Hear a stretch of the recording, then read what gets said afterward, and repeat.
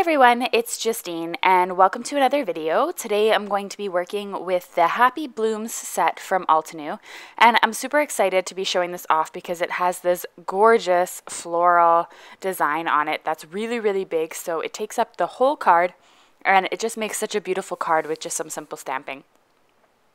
I'm going to be inking it up using some Memento black ink, mainly because I'm going to be doing some Copic coloring. So I'm just going to grab my ink once more, and then I'm just going to stamp that a second time just to get a bolder, more black look to the lines themselves. I find Memento ink is not a very intense black, so I always like to stamp it twice. Now I've taken my stamp out here, but I want to make sure that you don't remove the stamp from the MISTI because you're going to need it in the same place again just after we finish coloring. So I am going to be adding the colors here to the sides of my project so you can see which colors that I'm using each time. Now I'm just keeping things pretty simple with some pink, orangey, and yellow flowers. And then I'm just going to be using a variety of greens here to really make the leaves and the everything surrounding the flowers, if you will, very detailed and also a different combination of colors because of course leaves are not always the same color or the same shade.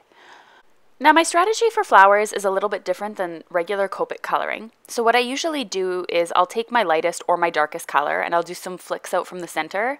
Then I'll follow by my medium, then my lightest, or my medium, then my darkest, and just kind of go back and forth until I'm happy and the whole flower is shaded in. With the flower, or with the leaves rather, I do my general strategy, light to dark, and then back again.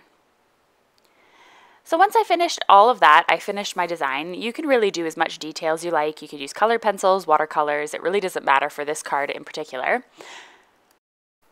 I'm just going to add it back into my MISTI tool here because I want to emboss it. Now, embossing powder does not mix well with Copics. It can ruin your markers, apparently, is what I've been reading. And also, it doesn't resist alcohol ink, so it won't create that nice embossed look. So what I'm going to do now, even though it's all covered in black, I'm going to ink it up in Versamark ink. I'm going to stamp it again onto the front of my card. So it always stamps in the same spot. That's the glorious part about the MISTI. And I'm going to cover it in some platinum embossing powder. And then I'm going to ink it or emboss it all so that I get this really nice look. Off screen, I also went ahead and stamped Happy Birthday in the center of that banner, which comes in the set already pre-curved so that it fits. And I embossed that in the platinum ink as well. I just thought I'd save you that time from watching that step again.